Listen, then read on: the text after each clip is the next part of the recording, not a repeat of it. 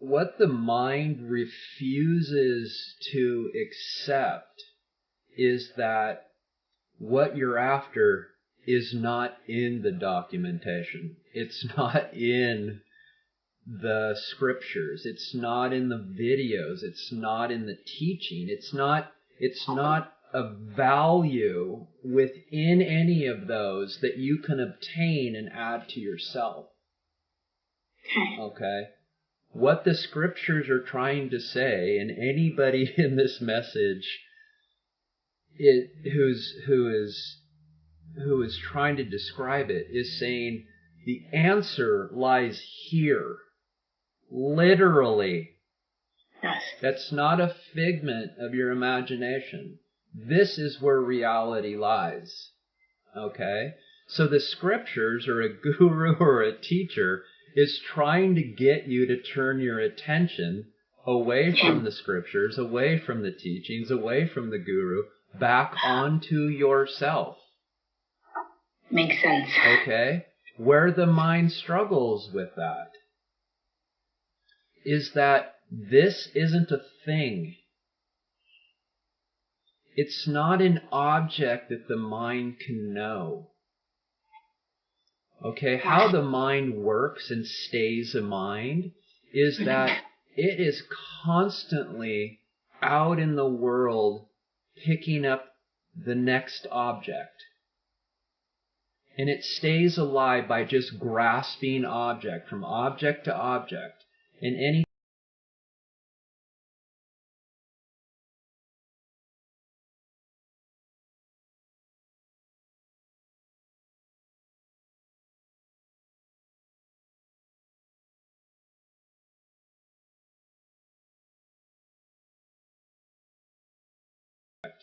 anything with your mind, your body, and your senses, or anything that you know conceptually or intellectually, is an object.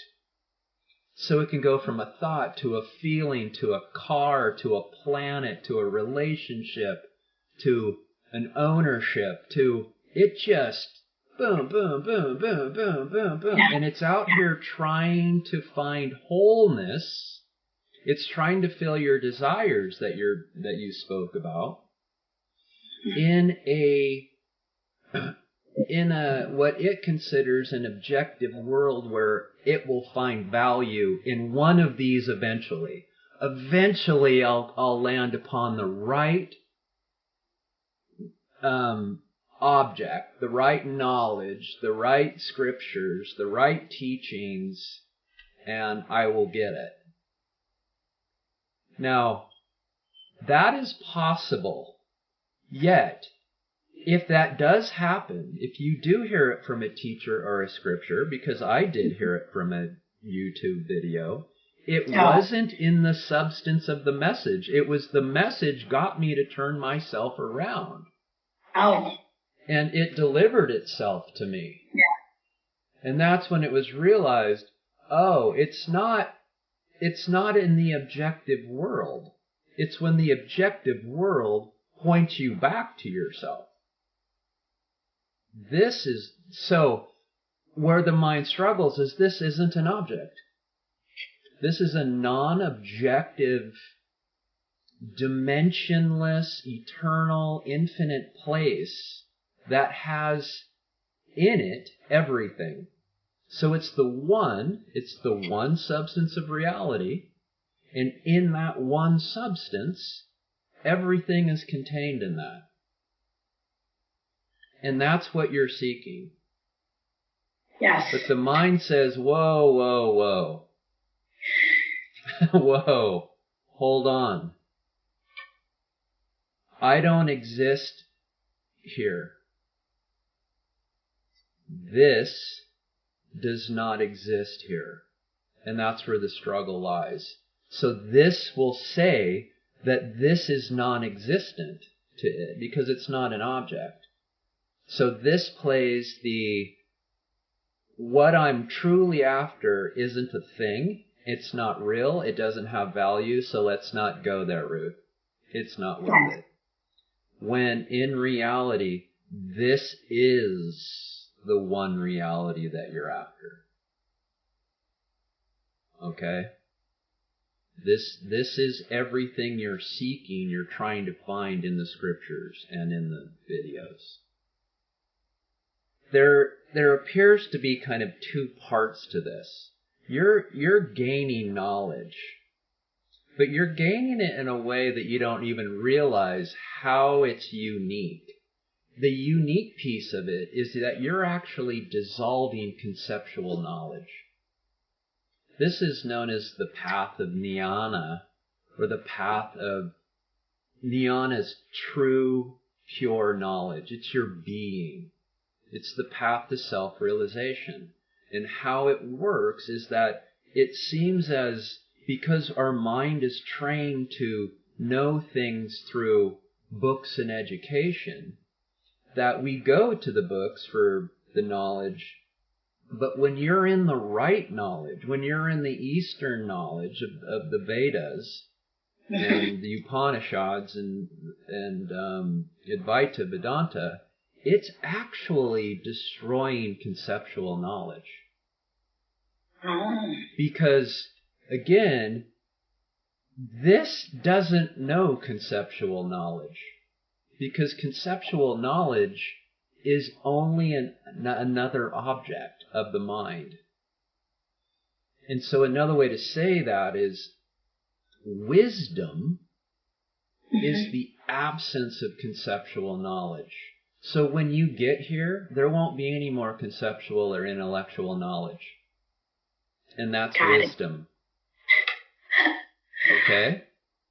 Now again, the mind it struggles with that because we've just been trained, and I completely understand.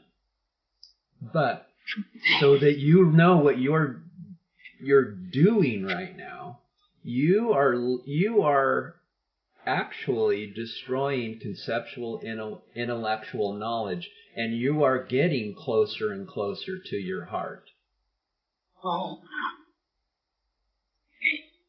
Okay, so with all of your reading, your note taking, you're getting closer than you think.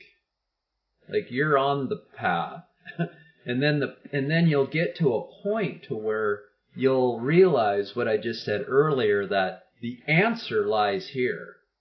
So you will, at a point, like succumb to the knowledge of, oh, if I truly want to know what I'm after, I have to surrender myself to the one. And that's where you turn within and you're like, I am ready. Okay. I am okay. I understand enough to where if I let this go, when I let this go, there will be a nest, a crib that will catch me. In fact, you'll see that it's always been catching you. It is what you are. It is who you are. And that self-realization, when you realize that this was never carrying you, ever, that this has been carrying you for eternity. That's what self-realization is. The realization that there never was somebody doing this life. That this was, you could say the doer, but it's not the doer, it's the beer. There's just being, life. So you're moving from a doer, the one that thinks it's doing your life, to being. And this isn't here when you get there. It's totally counterintuitive. This message is about knowledge, conceptual knowledge destruction, to realize the one true, pure knowledge of yourself. And fortunately, it's not an all or nothing. There is a gradient. As you drop from here into here, so to speak, metaphorically, because it is an experience. Something is changing. What's changing? Your life is getting more pleasant. That's what's changing. That's when you realize that I'm on the right path, because my life is becoming more peaceful. Less things in my life are disturbing me.